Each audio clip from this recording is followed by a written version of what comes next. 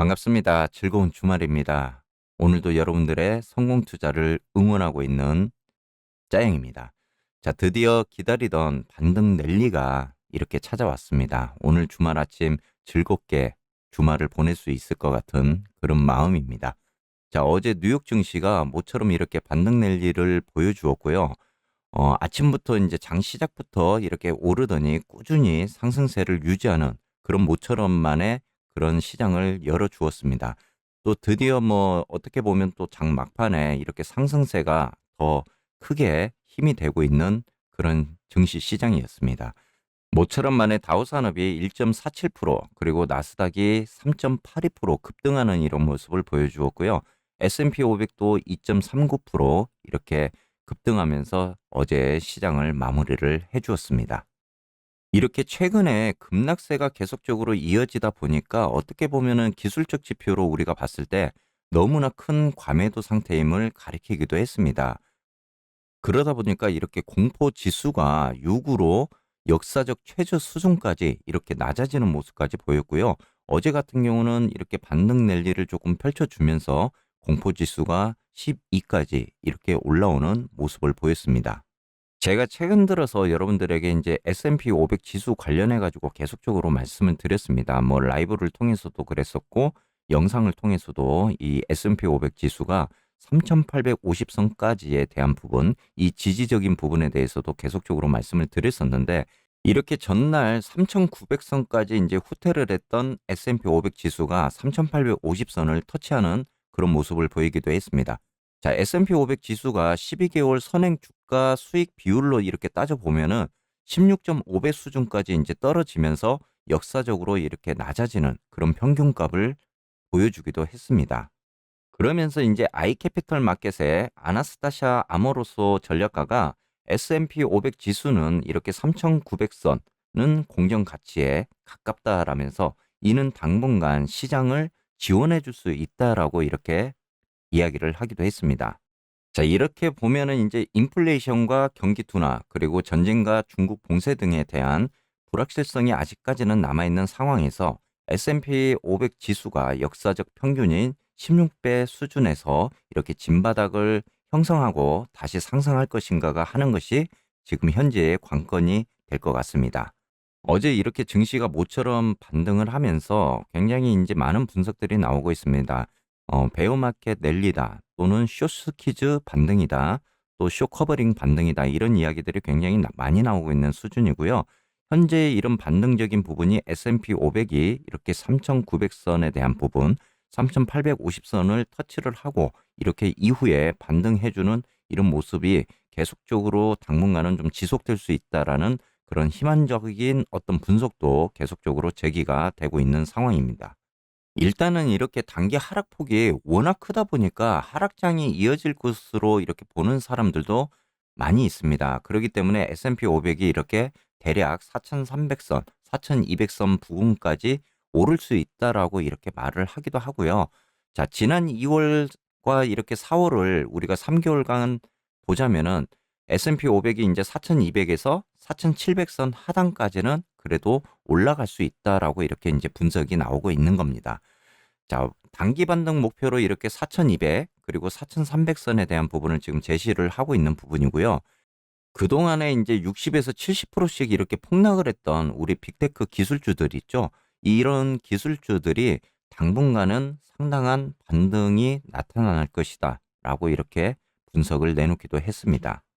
그리고 네드 데이비스 리서치에 따르면은 이렇게 글로벌 주식이 항복 단계에 진입한 것으로 보인다라고 이렇게 분석을 내놓기도 했는데 거시경제의 우려가 글로벌 주식을 훨씬 더 악화할 수 있는 그런 항복 국면으로 이제는 몰아넣었다. 이에 따라서 이렇게 과거에 바닥에 도달하는 수준의 비관론과 그리고 변동성이 이렇게 나타나기 시작했다라고 밝히기도 했습니다. 그러면서 이렇게 지금 하락 뒤에 바닥을 형성하는 과정이 이어지고 이렇게 강세 모멘텀이 돌아오면서 시장의 폭도 이제 확대가 되는 모습 그리고 매수 기회가 좀 더 가까워질 것이다. 이렇게 분석을 하기도 했습니다. 하지만은 지금의 이런 급반등적인 모습은 절대 찐바닥이 아니다. 절대적 바닥이 아니다라는 분석도 많이 나오고 있는 부분입니다. 어찌 보면은 이제 3월에 12% 랠리가 이렇게 펼쳐지기도 했었는데 그때 당시에 진짜 바닥이었나라고 우리가 한번 생각을 해봤었잖아요. 근데 돌이켜 보면은 그때의 모습도 그때의 급반등적인 랠리도 실질적으로는 바닥이 아니었던 것이었습니다. 그리고 나서 이후에 이렇게 큰 폭락장이 좀 나타나기도 했던 부분이기 때문에 어찌 보면은 지금의 급반등적인 이런 랠리가 또 한 번의 폭락장을 또 가져올 수 있는 부분도 우리가 생각을 해봐야 될 것 같습니다. 며칠 전부터 이렇게 밈 주식이라든지 그리고 중소형주가 이렇게 다시 오르는 큰 폭으로 오르는 이런 모습을 보였는데요. 이렇게 봤을 때 월가 관계자의 입장으로 봤을 때는 여전히 시장에 돈이 많다라는 뜻으로 이렇게 인식이 될 수 있고 연준은 이를 싫어할 것이다 라고 이렇게 생각을 할 수가 있습니다. 왜냐하면 연준 입장에서는 이렇게 주식이 갑자기 또 급반등을 하게 되면은 물가를 잡기가 어렵게 되고 또 패드는 거기에 따라서 연준은 강하게 긴축을 할 수밖에 없다라는 그런 이야기입니다. 우리 지난번에도 어떻게 보면은 이렇게 3월에 급반등적인 랠리가 나오면서 제가 그때도 연준이 굉장히 싫어할 수 있다 이런 이야기를 던지기도 했었는데 이렇게 지금 연준의 입장에서는 인플레이션을 2%로 낮추는 이런 과정인데 이런 고통이 어느 정도 따라줘야 되는 상황에서 다시 한번 급반등적인 이런 부분이 나온다면은 연준이 어떻게 보면은 좀 싫어할 수 있는 그런 부분이 되기도 할 것 같습니다. 그러면서 우려스러운 분석도 하나 나왔습니다. 이게 뭐냐면은 이렇게 급반등 랠리가 어느 정도 진행이 되고 나서 여름철쯤에 한 번 더 폭락장이 다시 한번 재현될 수 있다. 이 부분에 대해서는 우리가 대응을 할 필요가 있을 것 같습니다. 중국 상하이 봉쇄 해제 가능성에 대한 뉴스가 어제 나왔는데요. 이렇게 중국 상하이가 이달 중순까지 격리 통제 구역을 제외를 하고 지역에서 더 이상 코로나19 감염자가 한 명도 나오지 않는다면은 점진적으로 이렇게 봉쇄를 풀겠다는 그런 목표를 제시를 하면서 어제 또 투자 심리가 이렇게 개선되는 그런 모습을 보였습니다. 자, 반면에 큰 폭으로 이렇게 하락을 했던 애플과 마이크로소프트 그리고 아마존 넷플릭스 등에 대한 이런 빅테크 주식도 다시 일어나면서 이렇게 어제 상승세를 이끄는 그런 모습을 보였습니다. 이 파월 의장이 NPR 라디오 인터뷰에서 75pp를 인상할 준비가 되었냐라는 질문에 인플레이션이 만약 예상보다 나빠진다면 더 많이 올릴 준비가 되어 있다라고 이렇게 이야기를 했습니다. 자, 이 말은 파월 의장도 인플레이션이 잡히지 않는다면은 자이언트스 때까지도 갈 수 있다라고 이렇게 해석을 할 수 있을 것 같고요. 자, 패드가 이렇게 들어오는 데이터와 바뀌는 전망에 적응을 현재 하고 있다. 이렇게 답하기도 했습니다. 자, 시장 가격에는 큰 영향을 미치지는 못했지만 이 관계자는 언론적인 그런 답변이었다. 자, 시장은 이렇게 패드가 6월과 7월에 50bp씩 올린 뒤 지켜보겠다는 기존 계획을 재확인한 것으로 이렇게 보고 있다라고 설명을 했습니다. 자, 그러면서 어제 파월 의장이 뭐라고 이야기했냐면은 제가 이제 지난번 영상에서도 한번 그런 이야기 했었잖아요. 자, 3월에 차라리 이렇게 파월 의장이 좀 빅스텝적인 부분 그리고 금리 인상에 대한 부분을 좀 빨리 이렇게 했더라면은 지금의 인플레이션이 이 정도까지는 아니지 않았을까라는 이런 이야기를 제가 한 적이 있었는데 어제 이렇게 라디오 인터뷰에서 그 부분에 대해서는 이 파월 의장이 잘못되었다. 그 부분에 대해서는 내가 인정을 하겠다라는 이런 이야기를 하기도 했습니다. 그만큼 이제 원론적인 이런 이야기가 나오면서 어찌 보면 어제 시장이 전혀 이 동요되지 않는 그런 모습을 보였고요.